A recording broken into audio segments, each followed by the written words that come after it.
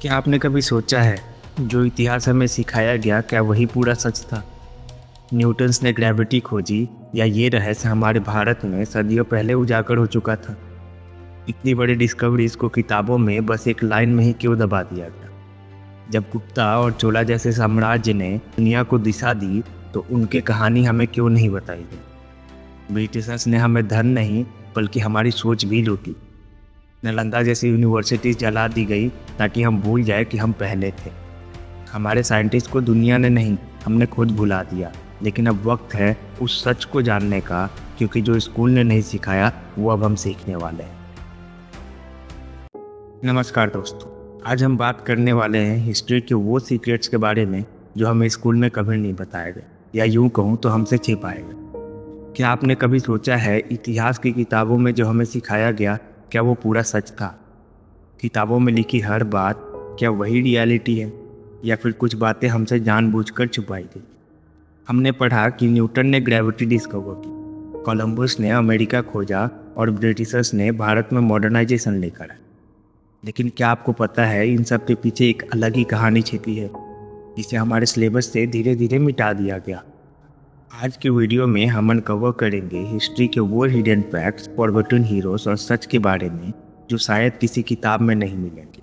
तो ये वीडियो को अंत तक जरूर देखना, क्योंकि आज आपकी सोच बदलने वाली है। पहले सेगमेंट में हम बात करने वाले हैं forgotten inventions of ancient India के बारे में। हमने स्कूल में न्यूटन्स का नाम जरूर पढ़ा, लेकिन क्या आपको पता है भास्कराचार्य ने 1150 एडी में ही ग्रेविटी का कॉन्सेप्ट बता दिया था। सूर्य सिद्धांता नाम के ग्रंथ में लिखा है, every object falls to the earth because of a force of attraction by the earth. Newton से 500 साल पहले भारत में ग्रेविटी समझाई जा चुकी थी, लेकिन सिलेबस में सिर्फ न्यूटन्स डिस्कवर्ड ग्रेविटी लिखा है। इसी तरह हमने आर्यभट्ट डिस्कवर्ड जीरो पढ़ा, पर क्या आपको पता है उसने पाई, अर्थ रोटेशन और सोलर एक्लिप्स की भी गणना की थी। और शत्रुता सन 600 BC में प्लास्टिक सर्जरी और कैटरैक्ट ऑपरेशन कर रहे थे। उनकी शत्रुता संहिता में 300 से ज़्यादा सर्जरीज के मेथड लिखे। फिर सवाल ये है, इतनी बड़ी डिस्कवरीज को हमारे सिलेबस में एक लाइन में ही क्यों समेट दिया गया? क्या वो हमें नहीं बताया गया कि हमारी सभ्यता साइंटिफिक थी जबकि बाकी दुनिया अंधकार में थी? दूसरे सेगमेंट में हम बात करने वाले हैं hidden side of Indian empires के बारे में। हमारी किताबों में मुगल एम्पायर्स के चैप्टर्स तो पूरे होते हैं, लेकिन चोला एम्पायर से गुप्ता एम्पायर्स का जिक्र सिर्फ कुछ पैराग्राफ में क्यों? क्या आपको पता है गुप्ता एम्पायर को गोल्डन एज ऑफ इंडिया कहा जाता था, क्योंकि उस समय आर्ट, साइंस, मेडिसिन, एस्ट्रोनॉमी सबका विकास हुआ था। आर्यभट्ट, कालिदास सब उसी काल के हैं। और चोला डायनेस्टी, उनकी नेवी ने साउथ ईस्ट एशिया तक व्यापार फैलाया था। इंडोनेशिया, थाईलैंड, मलेशिया में आज भी उनके मंदिरों की शैली दिखती है। उन्होंने तमिलनाडु में बृहदेश्वर टेम्पल बनाया, जो 1000 साल बाद भी एक स्टैंडिंग परफेक्ट है। और उसकी छत पर 80 टन तक पत्थर से रखा गया, जिसे क्रेन से नहीं बल्कि इंक्लाइन रैम्प से चढ़ाया गया है। इतनी एडवांस इंजीनियरिंग, लेकिन हमारे सिलेबस में सिर्फ एक line, Chola rulers were great builders. इतिहास हमें पूरा सच नहीं बताता, क्योंकि जब हम अपने गौरव को जान जाते हैं तो हम किसी और की सुपीरियरिटी पर विश्वास नहीं रखते। तीसरे सेगमेंट में हम बात करने वाले हैं ब्रिटिश एजुकेशन सिस्टम एंड उनके हिडन नैरेटिव्स के बारे में। जब ब्रिटिशर्स ने भारत पर कब्जा किया, उन्होंने सिर्फ हमारा धन नहीं लूटा, उन्होंने हमारी सोच पर भी कब्जा किया। सन 1835 में लॉर्ड मैकुले ने कहा था, we must form a class of Indians in blood and colour, but English in taste, opinion, morals and intellect. यानी उन्होंने एक ऐसी एजुकेशन बनाई जो हमें अपनी हिस्ट्री पर डाउट करने पर मजबूर करे। इसलिए स्कूल की किताबों में लिखा गया, British bought railway, education and law. लेकिन असलियत उन्होंने हमारी 1000 साल पुरानी यूनिवर्सिटीज़ जैसे नालंदा, तक्षशिला और विक्रमशिला सब जलवा दी।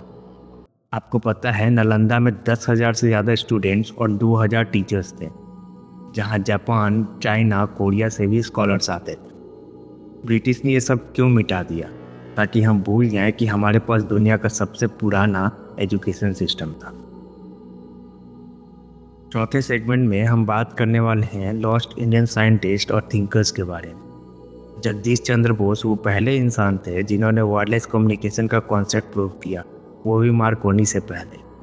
उन्होंने अपना इंस्ट्रूमेंट से सिग्नल भेजा, लेकिन ब्रिटिश साइंस सोसाइटीज़ ने उनका पेपर रिजेक्ट कर दिया। कुछ साल बाद मार्कोनी ने वही प्रिंसिपल दिखाया और वर्ल्ड ने कहा Markovnikov discovered wireless communication. Credit गया वेस्ट को और हम भूल गए अपने बोस को। फिर आते हैं सत्येंद्र नाथ बोस।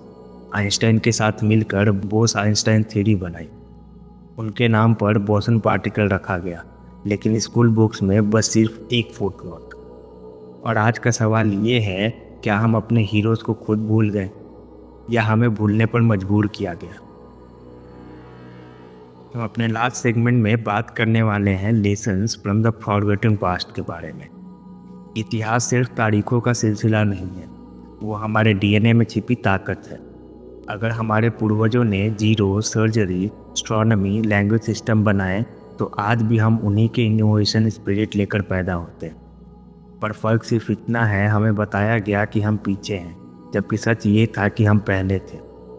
आज जब इसरो चांद पर पहुंचता है, एआई में भारत कदम बढ़ा रही है, तो वो नई शुरुआत नहीं, वो हमारे पुराने लेगेसी का कंटिन्यूएशन। तो अगली बार जब कोई आपसे कहे कि इंडिया ने क्या किया, तो मुस्कुराइए और कहिए जो स्कूल ने नहीं सिखाया वो अब हम यूट्यूब से सीखने वाले।